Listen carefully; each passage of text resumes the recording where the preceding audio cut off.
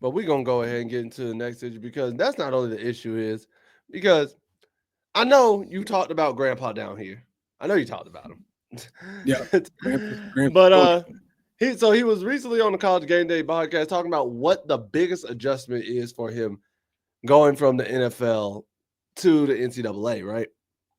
And for Mhm. those of you listening, here's what he had to say. I think it'll be less volume, fewer plays, fewer calls, fewer adjustments, but you're looking at fewer on the other side too. It's just not as expensive quite as much. A lot of that has to do with the quarterbacks. You look at quarterbacks like Brady and Mahomes and Rodgers and guys like that have double digit years of experience can do a lot. In college, you get a 4 or 5 year player. That guy's got a really big leg up on a kid with 1 or 2 years of experience. And then the next thing he was talking about was special teams and the new kicking rule. Apparently, there's a new kicking rule that for college football this year where they're allowing rugby style kicks as well, which th- Weren't that they I have already to. doing it though? That's what I Are they talking thought. about drop kick? I'm gonna be honest. I have to go look more into that aspect of it because I was like, wait, what? And I meant to go look more into that to have notes about it. Because isn't the rugby style kick the rollout kicks? I want to say, but I think there's a difference. I haven't looked at the rules. I'm gonna be honest with you. I ain't gonna lie to you.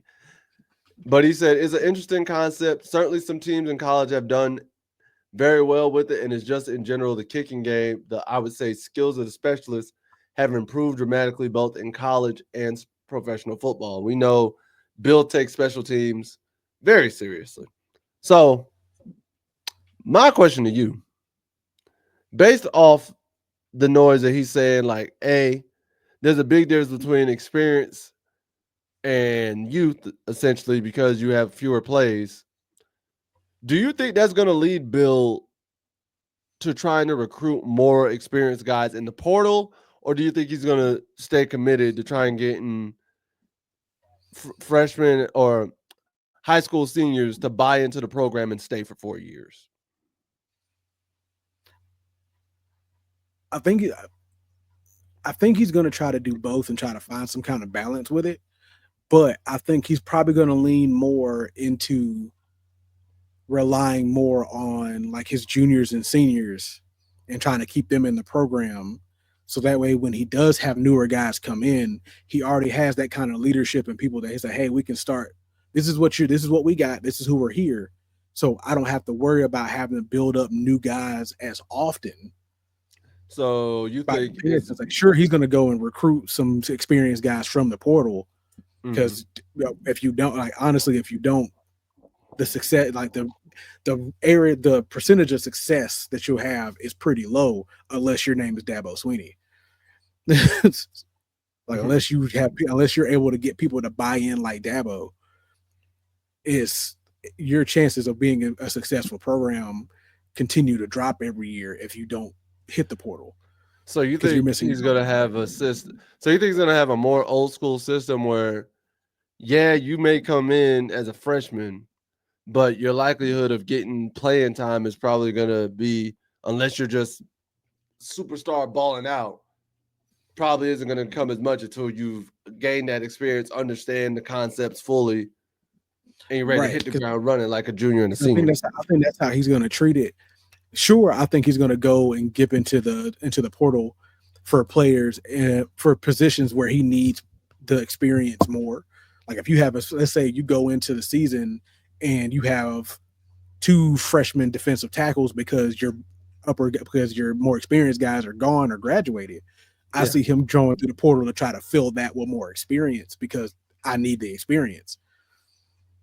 Like, sure, the freshmen still may have a leg up on some of the newer guys coming in because they already understand the defense better. But Mhm. me bringing in the experience was going to let me have at least somebody that might be able to learn it quicker, already kind of familiarize themselves with certain concepts because they've been in it for longer. So that way Mhm. I can just kind of plug and play some guys. But no, I feel like he's going to be more of like the old school. The longer you're here, the better off you may be. Here's my thing about that. And I will say, I feel as though that could in turn backfire for him in the college landscape.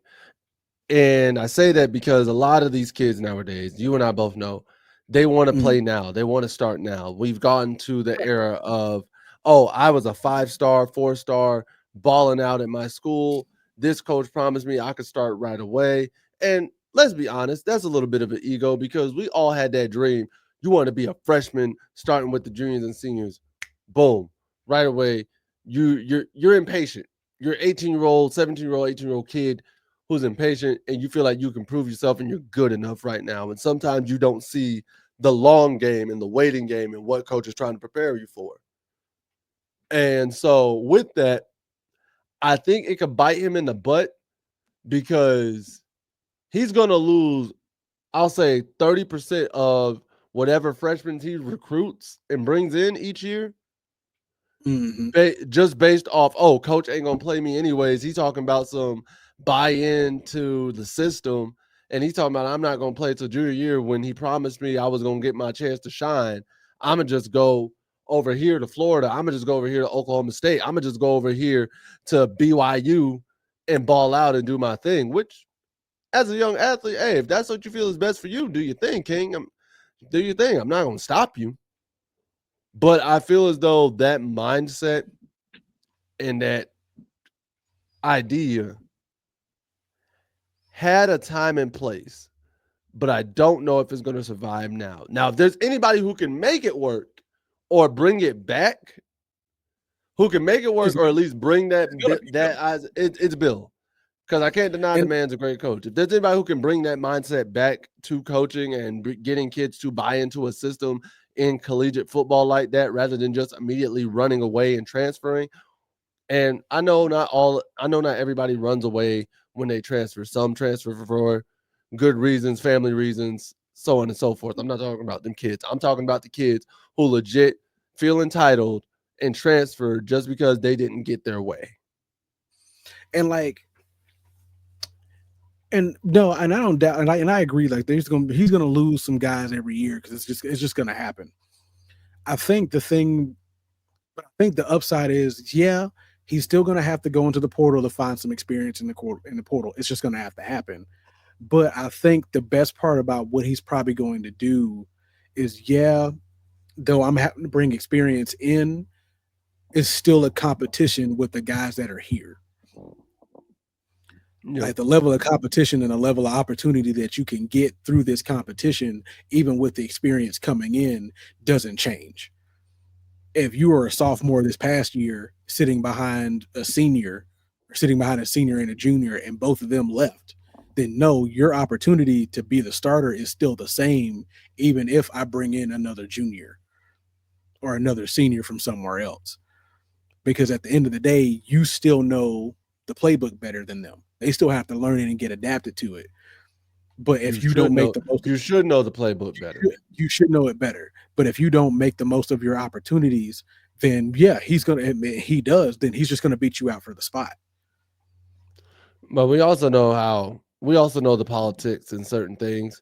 And sometimes when Yeah, they bring in a certain transfer, even if he doesn't know the playbook better, because of who he is or the connection you have or how that coach yeah, how views said profile he person, is. So, yeah, how coach views said person, they may automatically just go ahead and give bro the start.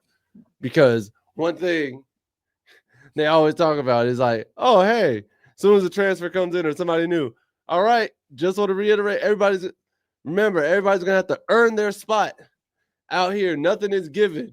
As soon as you hear a coach say that, whoever the new kid, whatever position the new kid is coming in, the previous starter just lost it. and it's terrible.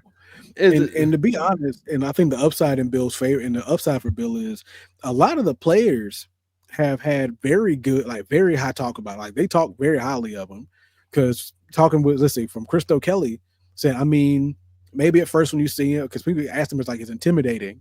He's like, maybe when you first see him, all you see is the Super Bowls that he's won. But when you get here and you see the way he cares, you see the way that he approaches the game, you see how hard he works. There's no question why he has the success he has. Attention to detail, the emphasis on fundamentals, and really great, and really just kind of creating competition for the guys. That's what's getting built here. Guys are embracing it. He treats everybody with tremendous respect, and it's been great. Thad Dixon has said, "I really just wanted the opportunity to learn from somebody like that, that he had, that had did it in the league for so long." You got, let's see here. He said, sometimes when Belichick's dropped the business facade, exposing an unexpectedly humorous side. So I feel like the biggest curveball you're coming to the first meeting, you're expecting it to be a serious, 100% locked in, and this is coming from Ship.